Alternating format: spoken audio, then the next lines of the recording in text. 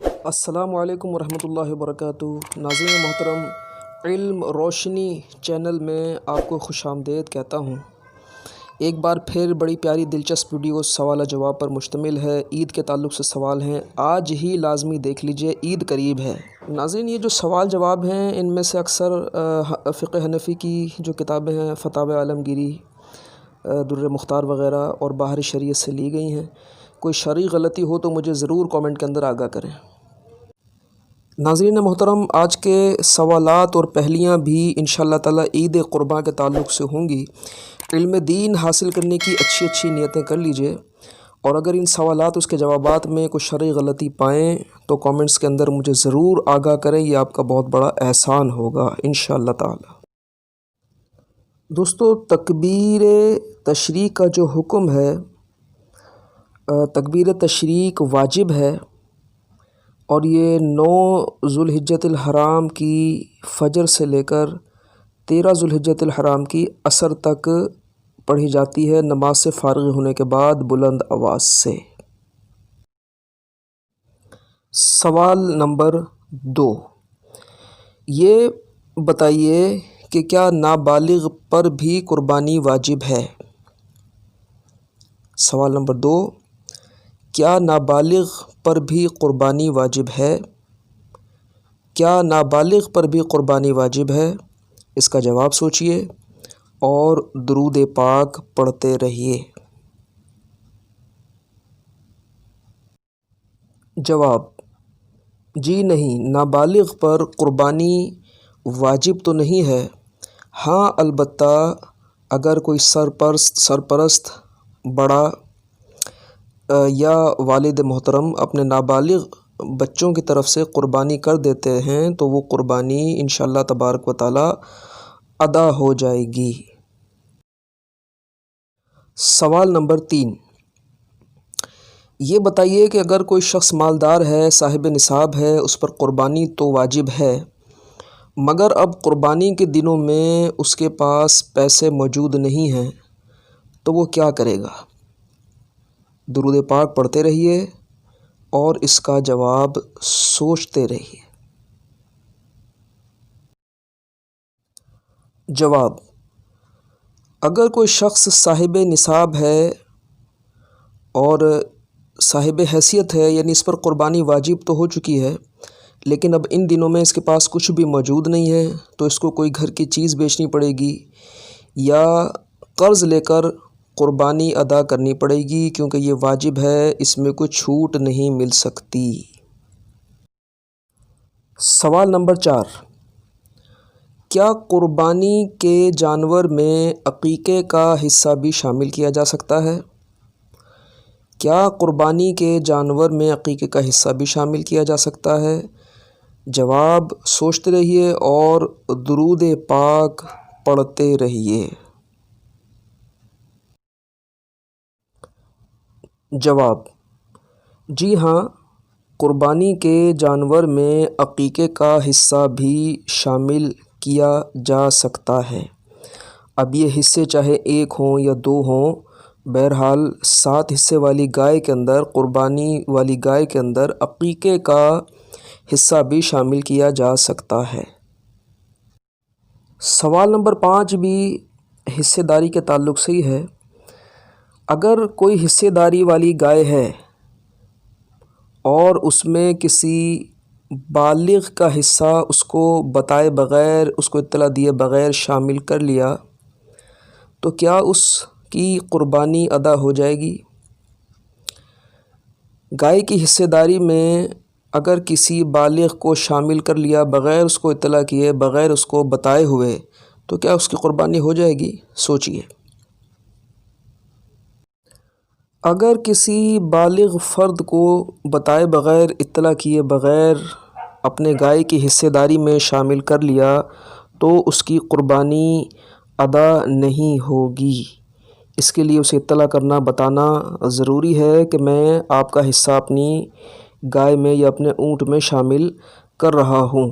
ہاں، جہاں انڈرسٹوڈ ہوتا ہے، مثلاً گھر میں گائے آتی ہے تو بڑے بھائی کو بھی پتہ ہے کہ میرا حصہ ہوتا ہے، اس کے علاوہ امی کو پتہ ہے کہ میرا حصہ شامل ہوتا ہے، طے شدہ بات ہے، انڈرسٹوڈ ہے، تو پھر اس حالت میں علماء فرماتے ہیں کہ اب اطلاع کرنے کی یا بتانے کی حاجت نہیں ہے، کیونکہ یہ طے شدہ بات ہے کہ ہر سال گائے آتی ہے، فلاں فلاں کا اس میں حصہ ہوتا ہے، لیکن کسی نئے حصے دار کو، بالغ کو اگر شامل کر رہے ہیں تو اس کو اطلاع دینا، اس کو بتانا ضروری ہے، ورنہ اس کی قربانی نہیں ہوگی۔ دوستو، چھٹا سوال بڑا اہم ہے۔ یہ بتائیے کہ قربانی کے دنوں میں اگر کوئی شخص قربانی نہ کرے، اس قربانی کی رقم راہ خدا میں دے دے، کسی غریب کی مدد کر دے، اس رقم سے کسی کی شادی کرا دے، جس طرح اکثر ہوتا بھی ہے، جو ہمارے لادین قسم کے، لبرل قسم کے لوگ یہ اعتراضات کرتے ہیں کہ بہتر ہے کہ اس رقم سے شادی کرا دی جائے، کسی غریب کی مدد کرا دی جائے، تو کیا اس صورت میں قربانی کا ثواب ملے گا؟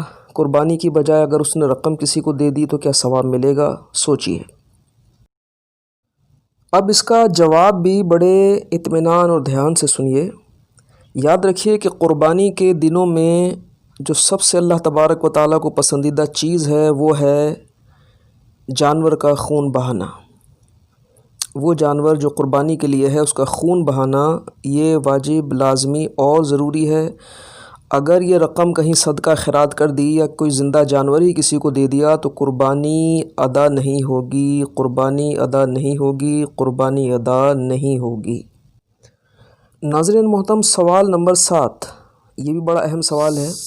جب قصاب آپ کا بکرا یا گائے ذبح کرتا ہے تو آپ بھی برکت کے لیے چھری پر اپنا ہاتھ رکھ لیتے ہیں، یا قصاب آپ سے کہتا ہے کہ یہ آپ بھی ہاتھ رکھ لیجئے، تو بسم اللہ، اللہ اکبر دونوں کے لیے پڑھنا ضروری ہے یا کسی ایک نے پڑھ لیا تو کام چل جائے گا؟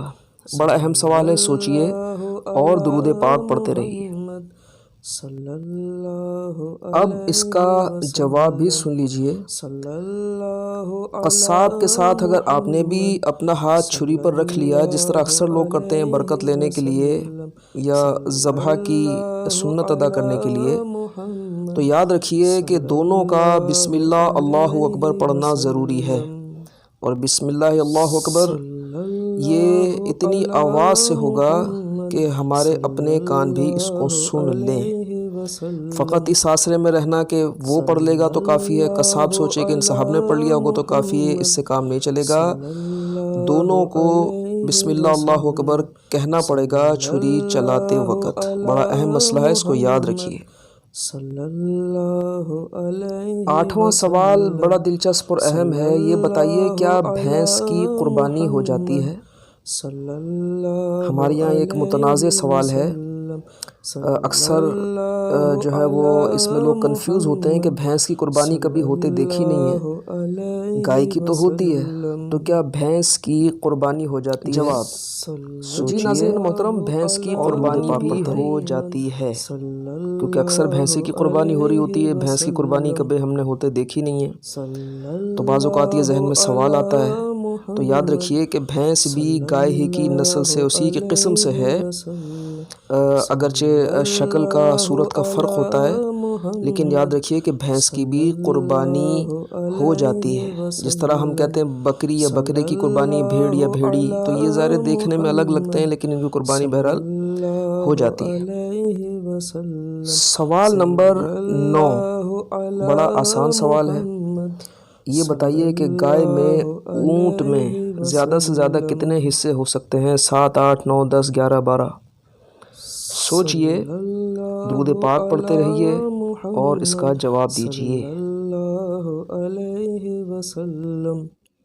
جواب، ناظرین محترم، میرے 7، 8، 9، 10، 11، 12، 13 کہنے سے ہو سکتا ہے کہ آپ پریشان ہو گئے ہوں، کنفیوز ہوئے ہوں، جنہیں پتہ ہے وہ ہنس بھی پڑے ہوں، تو یاد رکھیے گائے میں، اونٹ میں زیادہ سے زیادہ 7 حصے ہی ہو سکتے ہیں، زیادہ سے زیادہ 7 حصے ہو سکتے ہیں، اس سے زیادہ حصے نہیں ڈالے جا سکتے۔